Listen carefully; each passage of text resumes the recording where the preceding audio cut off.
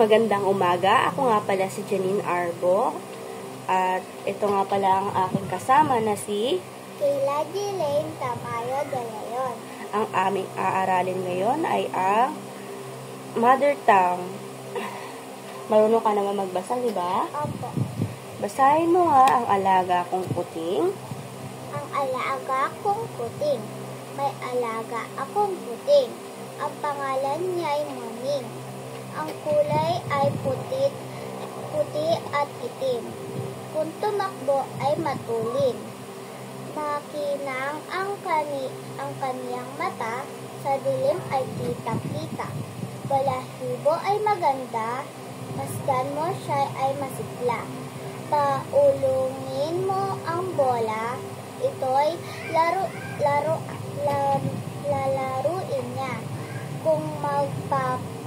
Kung magpalakad-lakad ka, hahabulin iyong paa. Sige nga, ano ang kulay ng puting? Puti at itim. Ano ang masasabi mo sa kanyang mga mata?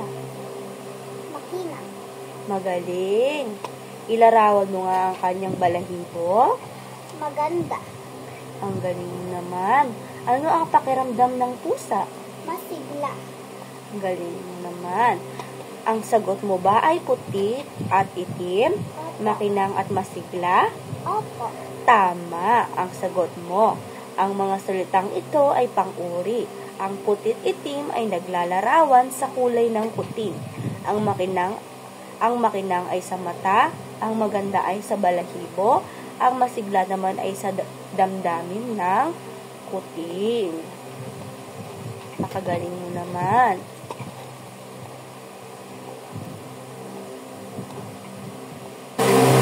Alamin mo kung paano matutukoy ang pang-uri ay magkasing kahulugan at magkasalungat.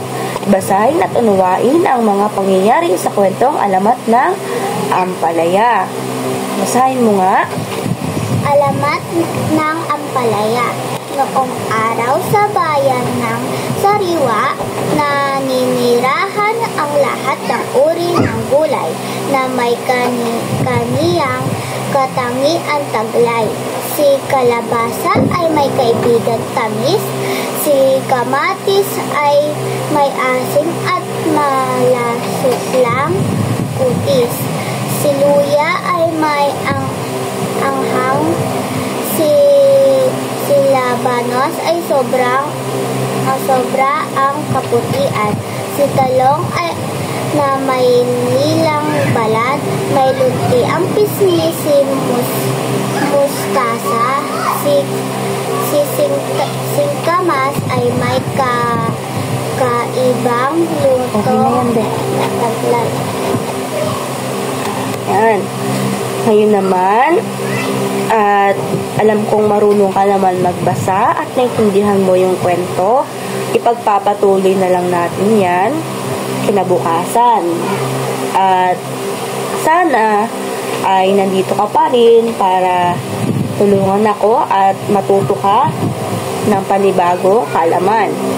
Hanggang sa muli, ito nga po ulit si Kayla Jelaine, ang aking tinuturuan, at sana ay magustuhan nyo. At bukas naman po ulit, paalam.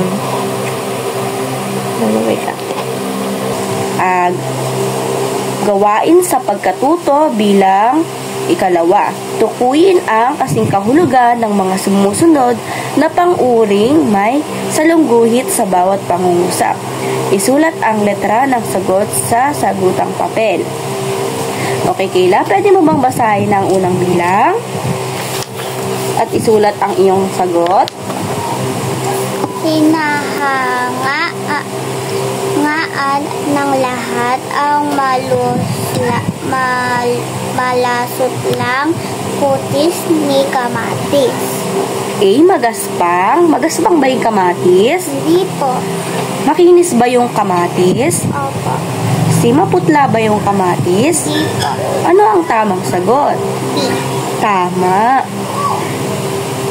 Basahin mo naman ulit ang ikalawa. Luntian ang pisngi ni mustasa. O ano nga ba yung luntian? A. Asul, B. Berde, C. Pula. Berde.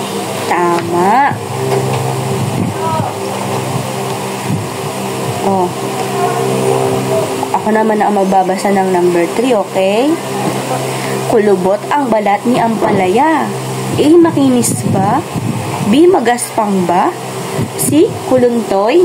Magaspang. Okay. Magaspang ang balat ni Patola. A. Kulubot. B. Maligasgas. C. Malasupla. Ano ang iyong sagot? Kulubot. Tama. Si talong ay may kulay lilang balat. A. Asul, B. Berde, C. Ube. Ano ang iyong tamang sagot? Ube. Tama. Okay, tingnan natin kung tama ang iyong sagot. Hinahangaan ng lahat ang malasuplang kutis ni kamatis. Ang iyong sagot ay letrang B. Tama. Kasi si kamatis ay makinis. Ang kalawang nabilang naman, luntian ang pisngi ni mustasa. Ang iyong sagot ay letter B, berde. Tama. Si number 3 naman, kulubot ang balat ni Ampalaya. Ang sagot mo ay B. Kulubot ang balat ni Ampalaya. A. Makinis, B. Magaspang, C. Kuluntoy. Mali ang iyong sagot kasi siya ay kuluntoy. Kasi kulot-kulot siya. Diba si Ampalaya? O, yung number 4 naman, magaspang.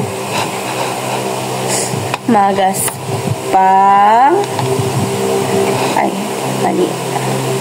Magaspang ang balat. Magaspang ang balat ni Patola. Ang iyong sagot ay A. Kulubot. Tama. Ang sagot mo naman sa number 5, si talong ay kulay lilang balat. Ang iyong sagot ay letter C. Tama na naman. Napakahusay mo naman, Kayla.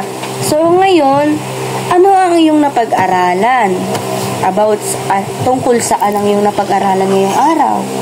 Tungkol po sa mga kutis at kulay ng mga gulay. Okay, napakahusay mo naman. Sana bukas ay dito ka pa rin at maturuan kita para naman sa kung ano yung mga lasa ng mga prutas o gulay para alam natin kung nakatikim ka na ba nito. Naintindihan mo ba? Opo. Okay, hanggang sa muli, bukas ulit. At sana nandito pa rin siya para matuto. Bye-bye! Diba kahapon, itinuro ko sa iyo yung mga kulay at ang mga kulay ng prutas, diba? Opo. Ngayon naman, ang ituturo ko sa iyo ay basahin mo nga yung panuto. Tukuyin ang kasalungat ng mga sumusunod na pang-uring may salungguhit sa bawat pangungusap. Isulat ang letra ng sagot sa sagutang papel. Si kalabasa ay matamis. A. Maasim. B. Malasa. C. Malinamnam. Ano ang iyong sagot? Sulat mo.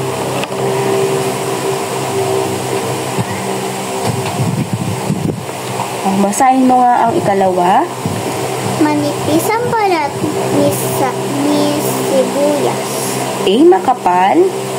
B. Maliit. C. Payat.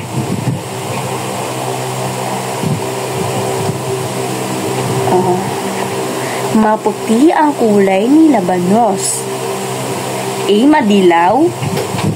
B. Maitim. C. Mapula.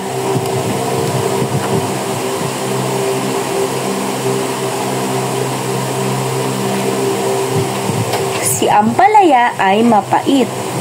A. Mapakla. B. Masarap. C. Matabang.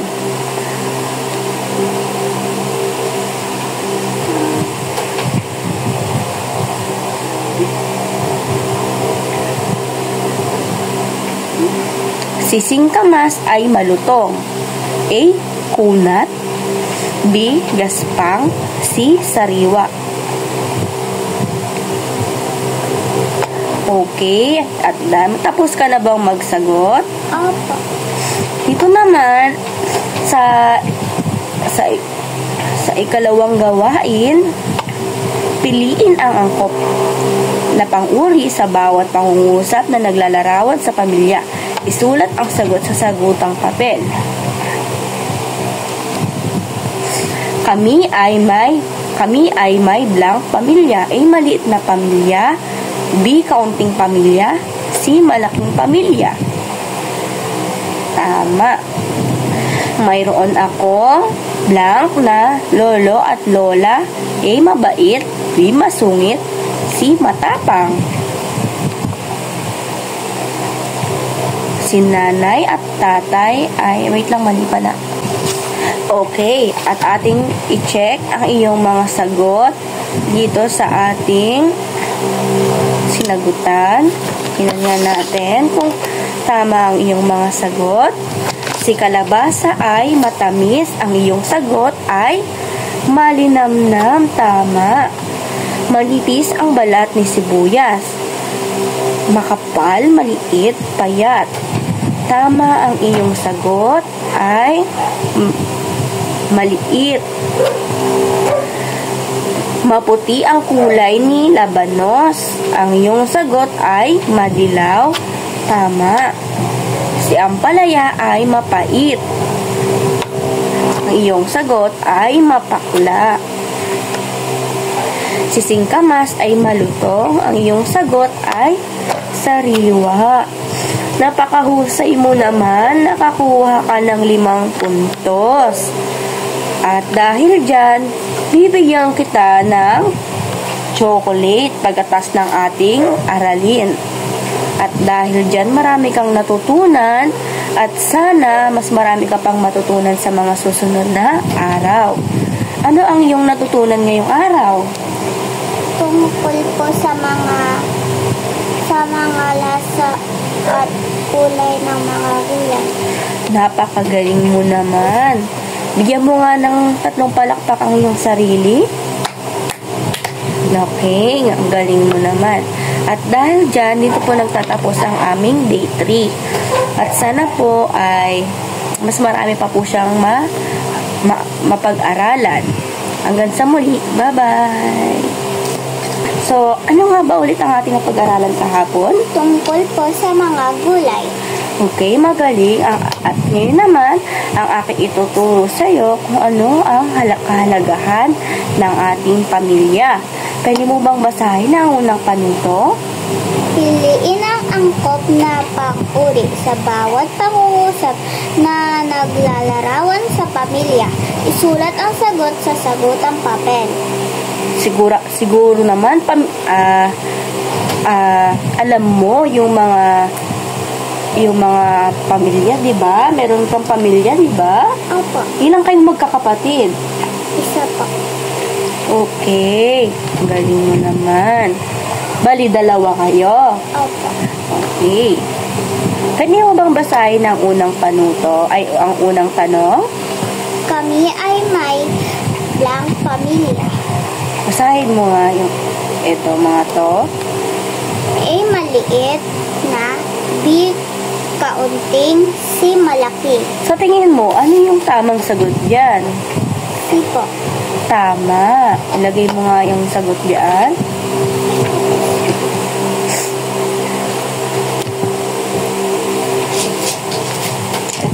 Ito.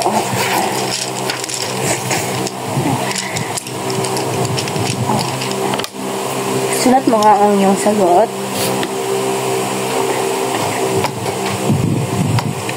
Mayroon akong blank na lolo at lola. A. Mabait. B. Masungit. C. Matapang. O, basahin mo nga ang pangatlo. Si nanay at tatay ay blank sa akin. A. Maalaga. B. Pabaya. C. Tamad.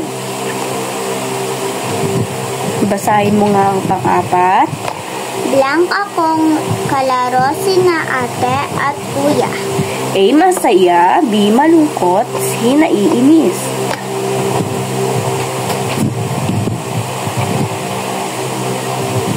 Okay, tingnan nga natin kung tama ang iyong mga sagot. Kami ay may malaking pamilya. Tama. Mayroon akong mabait na lolo at lola. Tama ang iyong sagot. Si nanay at tatay ay maalaga. Tama. Si ate at si kuya ay masaya kang nakikipaglaro. Ang galing mo naman, na perfect mo ang ating pagsusulit. Ngayon naman, ang ating aaralin bukas, marunong ka naman mag-drawing, di ba? Ngayon naman, at naintindihan mo naman siguro ang ating tinalakay ngayong araw. Ano nga ulit ang ating inaral ngayong araw? Tungkol po sa pamilya. Okay, may ate at kuya ka naman, di ba? Opo. Okay, napakagaling mo. May lolo at lola ka naman, di ba? Opo. Okay, very good. At dito na nagtatapos ang ating ika-4 na araw. Bye-bye! At ang ituturo ko po sa kanya ay ang mother tongue. Kayla, ano nga ba ulit ang ating tinalakay kahapon?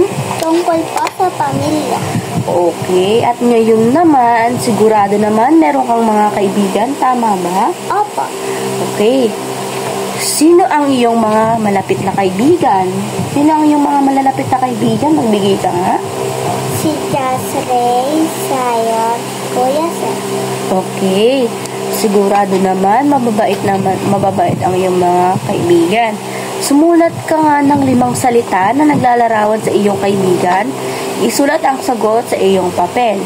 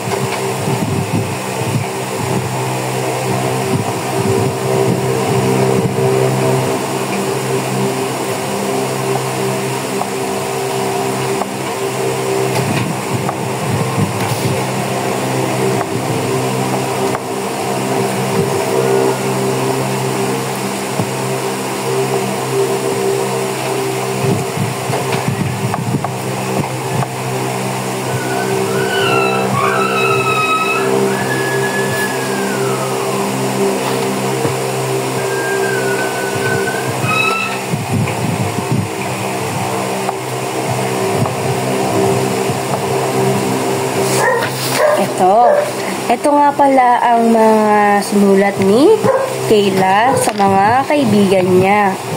Ang kanyang kaibigan, basahin mo nga, ang aking kaibigan. Ang aking kaibigan ay mapagbigay, matapang, matulungin, mabait, at maingay. Napakagaling mo naman, Kayla. Lahat ng sagot mo ay tama.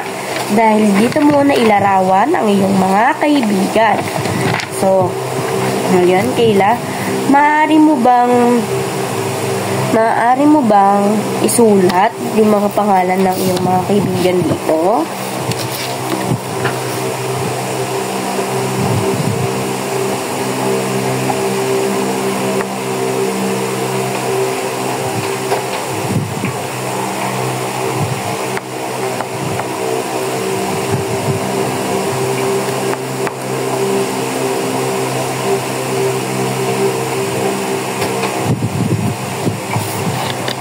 Okay. Napakahusay. Ang mga kaibigan niya ay si Jasray, Sayon, at si Seth. Napakahusay mo naman, Kayla. Lahat ng tinuturo ko sa iyo ay naintindihan mo. So, ano nga ulit ang ating pinag-aaralan ngayong araw? Tungkol po sa kaibigan. Okay. Ikaw ba? Mabuti ka bang kaibigan sa mga kaibigan mo? Opo. Okay, mahusay naman. At dahil dyan, bibigyan kita ng chocolate. Dahil mahusay ka. Ito, bibigyan ko siya. So, dito na po nagtatapos ang aming ikalimang araw. At sana ay magpatuloy pa ang aming pagtatalakay. So, yun na. Bye-bye! Ako nga pala si Jen Arbo at ang kasama ko naman ngayon ay si Kayla. At ngayon ay ang babasahin ni Kayla. Ang pamagat ay ang Lobo ni JP. Pwede mo bang basahin ng malakas ang Lobo ni JP, Kayla? Kahapon, matapos magsimba, ay bumili ng lobo si JP. Naubos niya ang perang baon at naipon niya. Nagasta niya rin pati ang perang pangmeryenda na binigay ng kanyang nanay. Huwag na po inyong itali sa braso ko. Pakiusap ni JP sa nagtitinda. Nagbayad siya at kinuha na ito. Dahil sa sobrang kasabihan at tuwa ay nabitaw niya ang lobo. Lumipad ito na mabilis papaitaas na nalambot si JP. Naluluha siyang tumingala sa langit at pinagmasdan niya ang lumipad niyang lobo. Naisip niyang nasayang ang pera, pinambili lamang sana niya ito ng pagkain. Okay, napakahusay mo naman. Sino ang pangunahing tauhan o gumanap sa kwento? A. Joy-Joy, B. JP, C. Jayla. Ano ang iyong sagot? JP. Tama.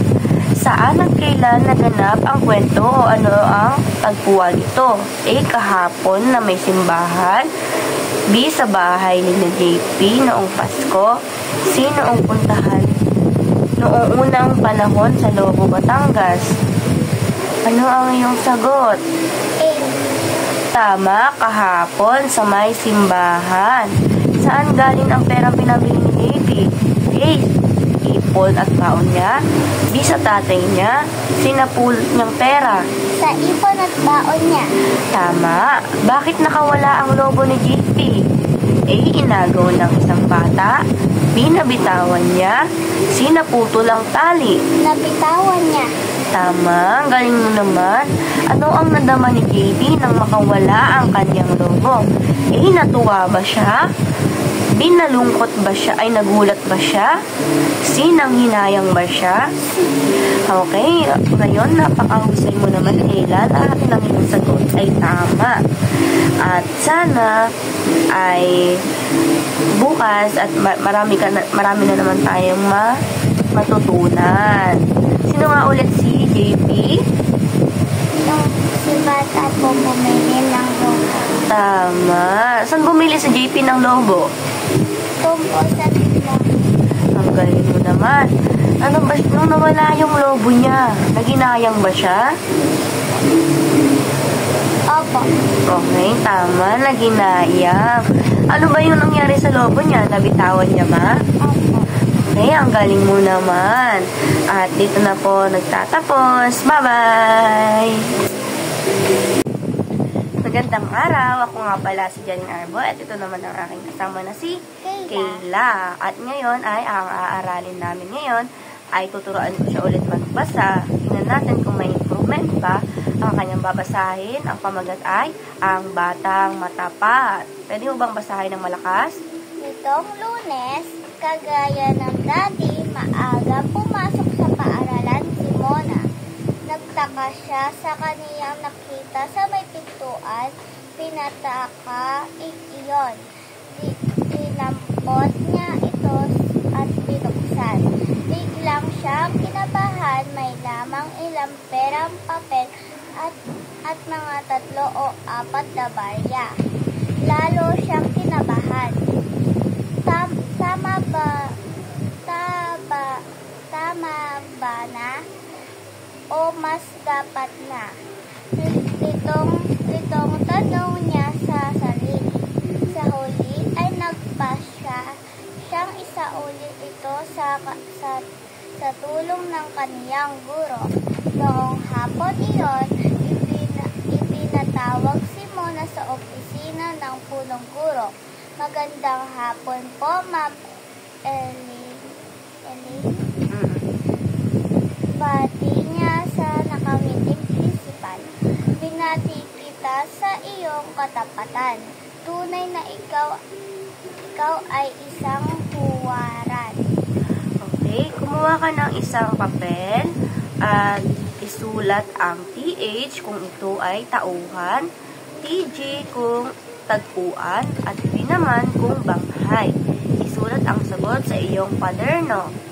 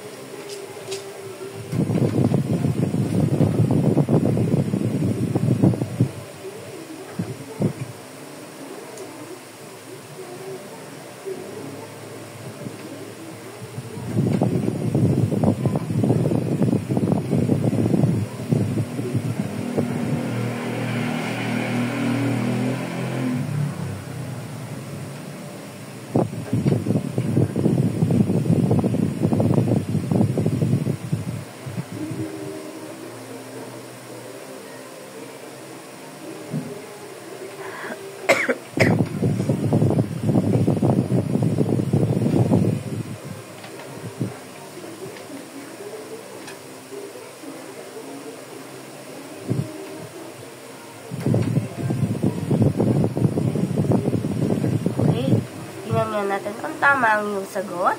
Ipinatawag siya sa opisina ng punong guro.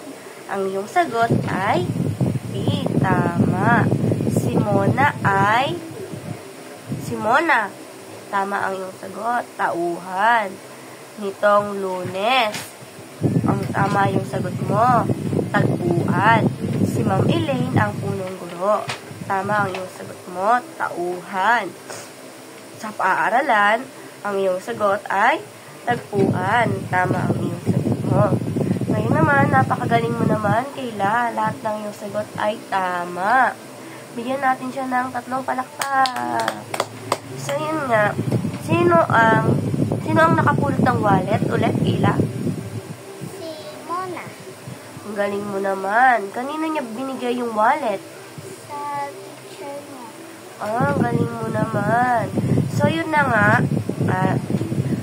Sana meron pa siyang matutunan bukas. Bye!